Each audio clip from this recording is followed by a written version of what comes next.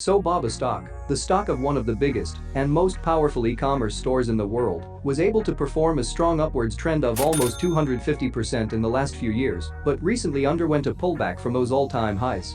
So what we are going to do today is give you an insight into what is actually happening to the stock and break down exactly whether it is still a buy at the end of this video. As always, what we want to talk about in the next few minutes is absolutely crucial to know before even considering to buy the stock, so stay tuned for that. Before we jump right in, however, just make sure to hit that subscribe button down below. And as we'll keep you updated on breaking news and awesome trading opportunities every single day, subscribing would not only help us but also you. So there is really no excuse for not smashing the subscribe button. It's free, and you can always unsubscribe if you feel so. Alright, let's start talking about the stock, and as mentioned before, the company behind it is absolutely crazy. So we are looking at China's equivalent of Amazon, a massive platform for merchants and brands to reach millions of daily customers. So it's no wonder that the company, with its massive e-commerce and cloud infrastructure platforms, its ecosystem extending across the advertising, media, internet software and gaming markets, consistently generates double-digit revenue and earnings growth. Among investors, Alibaba is often considered a solid long-term investment on China's booming tech sector.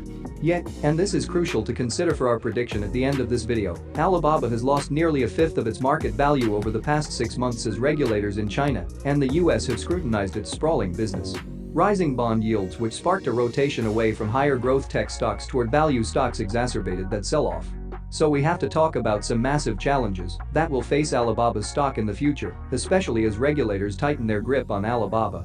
In early 2020, for example, China's State Administration for Market Regulation started expanding its antitrust laws, which had primarily targeted large foreign companies, to also monitor its domestic companies.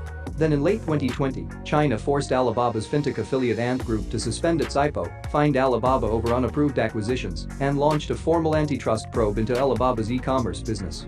China's government will reportedly force Alibaba to halt its exclusive deals with merchants and its usage of promotion prices to attract new customers. But it doesn't stop here.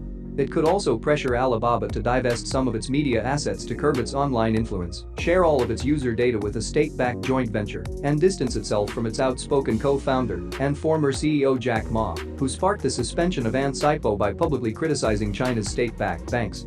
New provisions from the Chinese Communist Party, which were introduced last year, will also require domestic companies to hire a certain number of registered party members to monitor their business practices. To top it all off, the State Administration for Market Regulation could levy a one-time fine against Alibaba, which will likely surpass its record $975 million fine against Qualcomm back in 2015. All those new rules could then of course throttle the growth of Alibaba's core commerce business, which generates most of its revenue and all of its profits. They could also erode its defenses against its main e-commerce rivals, while weakening its ecosystem barriers against other Chinese tech giants like Tencent and Baidu. So Alibaba's antitrust challenges in China are dominating the financial news cycle, but it also faces 3 unpredictable regulatory issues in the United States we quickly have to talk about before we can come to a prediction at the end. First, a new US law, which mainly targets US-listed Chinese companies, will require all foreign companies to comply with tighter auditing rules and prove they are controlled by a foreign government. If they don't comply for 3 straight years, their US-listed stocks could be delisted.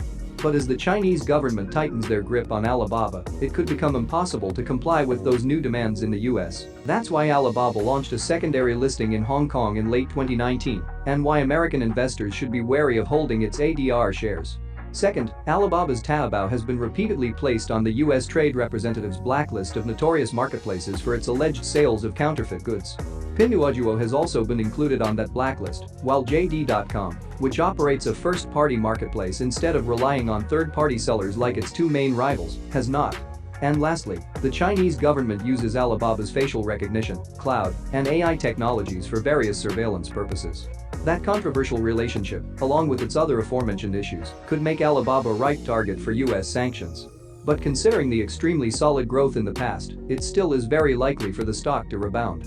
So what we recommend doing is to wait for a confirmation of another uptrend and then take the highs of the stock as a target while setting your stop loss right below the point of rebound. Alright, with that being it for today's video, however, thank you very much for watching. If you like this video and want to support our mission of providing free financial information to everyone here on YouTube, please ensure you're subscribed and definitely consider leaving a like. As mentioned before, it really means the world to us. Thanks a lot and see you next time.